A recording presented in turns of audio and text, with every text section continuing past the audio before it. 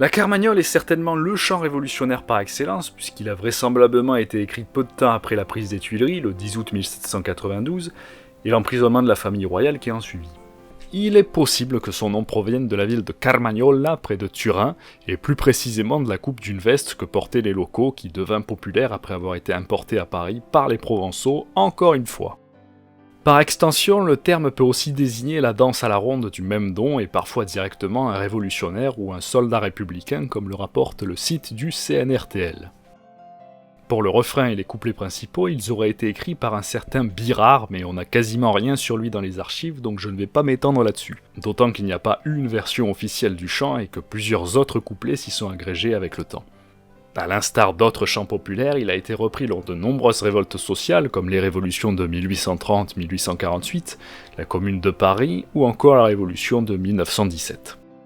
Il connut donc une multitude de déclinaisons, comme la Carmagnole de Fouquier-Tinville, celle de la Commune de 1871, Vive la Commune de Paris, vive la Commune de Paris. l'anarchiste Ravachol, Il y a les miséreux qui ont le ventre creux. et allais-je oublier la plus improbable d'entre elles, la catholique, qui mériterait une vidéo à elle seule.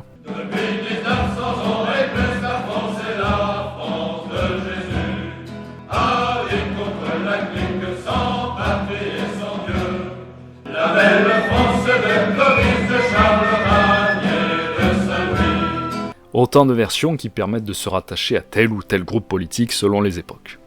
D'ailleurs, je viens d'évoquer des réinterprétations postérieures à la Révolution, mais l'historien allemand Heinrich Hude parle d'une cinquantaine de versions de la Carmagnole publiées pendant la période révolutionnaire, dont la plus grande partie entre août 1792 et 1794.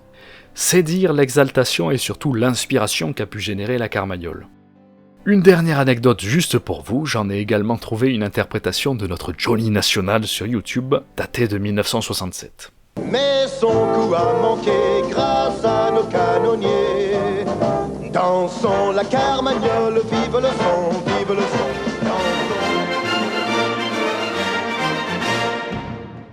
Au seul rythme du chant de la Carmagnole, on ressent l'entrain recherché pour la fameuse danse circulaire auquel le refrain fait directement référence. Les premiers couplets, évoquant Monsieur et Madame Veto, font référence à Louis XVI et Marie-Antoinette, dont la réputation allait au plus mal, comme vous le devinez. Ces deux surnoms nous font remonter une année en arrière. En septembre 1791, la France adopte sa première constitution qui limite l'influence politique du roi, mais lui laisse tout de même un droit de veto lui permettant de bloquer l'adoption d'un bon nombre de réformes voulues par l'Assemblée. Si ce blocage politique continua de détériorer la réputation du monarque à Paris, c'est surtout la tardive fuite de Varennes le 20 juin précédent qui avait marqué une profonde rupture entre la population et son roi. En 1792, alors que la France est en pleine guerre contre l'Autriche et la Prusse, la méfiance s'accentue envers la famille royale qu'on soupçonne de comploter contre les intérêts de la nation. C'est dans ce contexte que le duc de Brunswick a la bonne idée de faire envoyer un manifeste à destination du peuple de Paris, le 25 juillet, dans lequel il déclare, au nom du roi de Prusse, qu'il compte prendre la ville et rétablir le roi sur son trône, comme au bon vieux temps d'avant 1789 en résumé. Il y prévient également que les membres de l'Assemblée nationale seront jugés et que quiconque attaquerait le roi ou le palais des Tuileries serait également sévèrement sanctionné.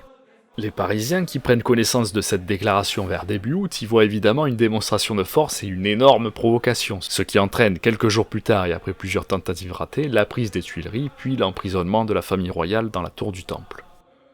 Le chant de la Carmagnole, qui est écrit dans ce contexte, est donc le symbole d'une vengeance doublée d'une humiliation envers ces monarques qui étaient des siècles durant si grands et puissants, mais se retrouvent à la merci descendants d'une population qui se sentait ignorée, méprisée, et se gosse alors d'un léger orgueil. On raconte d'ailleurs que la Carmagnole aurait été chantée plusieurs fois devant la prison du Temple afin de narguer encore un peu plus la famille royale. Comme le laisse entendre le refrain, la Carmagnole se chante et se danse en même temps, lors de célébrations révolutionnaires, mais aussi avant ou après une insurrection au son du canon. On mêle ainsi le combat politique et la révolte aux festivités populaires.